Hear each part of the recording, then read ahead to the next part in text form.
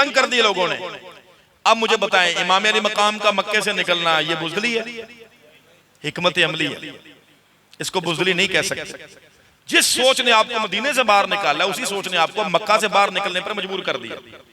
तो आपने क्या किया? आपने फिर हजरत जनाबे मुस्लिम बिन अकील को रवाना फरमाया, जाओ जाके तो कूफा के हालात चेक करो, अगर वो लोग वाकई बैत करते हैं आपके हाथों पर और फिर आप देखते हैं कि मामला ठीक है, मुझे खुद खत लिखते हैं, फिर मैं भी आ जाता हूं पीछे पीछे। उन्होंने कहा जी ठीक है। इमाम मुस्लिम बिन अकील रवाना हो गए। किस्सा मुख्तसर करता हूं, मैं बात को क्लोज कर रहा हूं जरा। इमाम मुस्लिम बिन अकील वहां तशरीफ ले गए कूफे में। तीन बंदे थे टोटल। इमाम मुस्लिम को 2 बंदे लेकर गए हैं कूफे में, उनमें से एक रास्ते में फौत हो गया, तो 2 बंदे ही पहुंचे हैं, इमाम मुस्लिम और साथ में एक बंदा और। ये वहां पे पहुंचे हैं, साथ में बच्चा बुच्चा कोई नहीं है।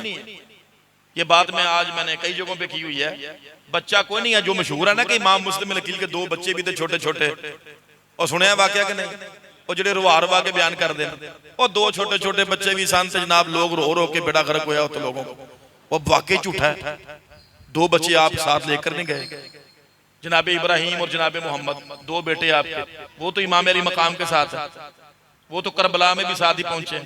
वो तो करबला में जिस तरह इमाम ज़ैनुल आबिदीन को बेड़ियां डाल के, तो यानी उनको जिस तरह गिरफ्तार किया गया, इस तरह उन दोनों बच्चों को भी गिरफ्तार किया गया। वो भी करबला में इमाम अली मकाम के साथ मौजूद थे, वो साथ में गए नहीं अपने अब्बा जी के। दास्तान बस रुलाने के लिए उन्होंने बना दिया, बना के सुना दिया, अवाम सारी पीछे लगी हुई है। इमाम मुस्लिम बिन अकील अकेले गए हैं, अकेले। साथ में 2 बंदे गए थे, उनमें से एक फौत हो गया, एक बंदा ही साथ है। कूफे पहुंचे, इंटर हुए, और जब कूफे तशरीफ लेकर गए हैं तो कूफे वालों ने बड़ा इस्तकबाल किया जी। इमाम हुसैन आ गए, इमाम हुसैन। फिर उनको पता लगा नहीं इमाम हुसैन नहीं, इमाम मुस्लिम बिन अकील आए। फिर भी बड़ी मोहब्बत और बड़ी अदब से पेश आए। जाते ही लोगों ने बैत कर ली। 12,000 लोगों ने आपके हाथों में बैत की। कितनों ने? दावा कितनों का था?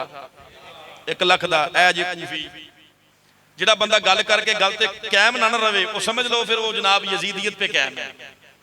मैं पहले भी ये बात कर चुका हूँ, यजीदियत आज भी किसी ना किसी शक्ल में मौजूद है, हमारे यहाँ पाई जाती है। ऐसे महफिलों के नारे सुन लगते हैं, यजीदियत मुर्दाबाद, हुसैनियत जिंदाबाद। ये यजीदियत मर नहीं सकती उस वक्त तक जिस वक्त तक असि आप ना ठीक होए। समझ आ गए नहीं? इमाम अली मकाम के खाली पीली नारे मारते हैं हम लोग। इन नारों को कभी हकीकत का भी रंग दे के देखें। जो इमाम अली मकाम चाहते थे या जो करना चाहते थे, वो हम भी लोग करें ना। नक्शे हुसैनी पर चले तो फिर यजीदियत ने मरना है। खाली पीली नारे हुसैनियत का मार लेते, काम सारी यजीदी। चले के चले जरा। तो इमाम अली मकाम शाहजादा रसूल ने जो भेजा था उनको, वो वहां गए। 12,000 लोगों ने बैत कर ली, पीछे नमाजें पढ़नी शुरू कर दी। आप बड़े खुश। कूफा के जो गवर्नर थे जनाबे नुमान बिन बशीर सहाबी रसूल हैं, तो वो कूफा के गवर्नर थे, खुद जाती तौर पर बड़ा एहतराम करते थे इमाम हुसैन का भी, जनाबे मुस्लिम बिन अकील का भी। उनको इंतजार था कि इमाम हुसैन तशरीफ लाएंगे तो चलो भैया हमारे लिए तो समझो पंजाबी में भाग जाग पे। तो इमाम अली मकाम नहीं आए तो जनाब मुस्लिम बिन अकील आए, उनको भी बड़े मोहब्बत के साथ आजादी दे दी गई। जहां मर्जी जलसा करें, जहां मर्जी बंदे इकट्ठे कर लें, आपको इजाजत है, तो कोई रोक टोक नहीं है। क्यों भाई? हुकूमत की तरफ से यानी गवर्नर की तरफ से जाती तौर पर इजाजत है। यजीद को पता चला कि भाई कूफे वाले जो लोग हैं वो तो मुस्लिम बिन अकील के हाथों में बैत कर चुके हैं, और जो कूफे का गवर्नर है नुमान बिन बशीर रज़ी अल्लाह तआला अन्हु, वो बड़े ढिले बंदे हैं, वो तो जनाब इनको और शह दे रहे हैं। उसने नया बंदा गवर्नर भेजा, उबैदुल्लाह बिन ज़ियाद मलऊन लानती, उसको गवर्नर बना के भेज दिया कि तू जा, और तुझे मैं इसलिए इस शर्त पे गवर्नर नहीं दे रहा हूं, या तो हुसैन तेरे पास वहां पहुंचेंगे तो हुसैन की या बैत लेनी है या फिर गिरफ्तार करके मेरे पास भेज देना। एक रिवायत में आता है कत्ल का भी कहा कि तौन ला के मेरे को भेज देनी।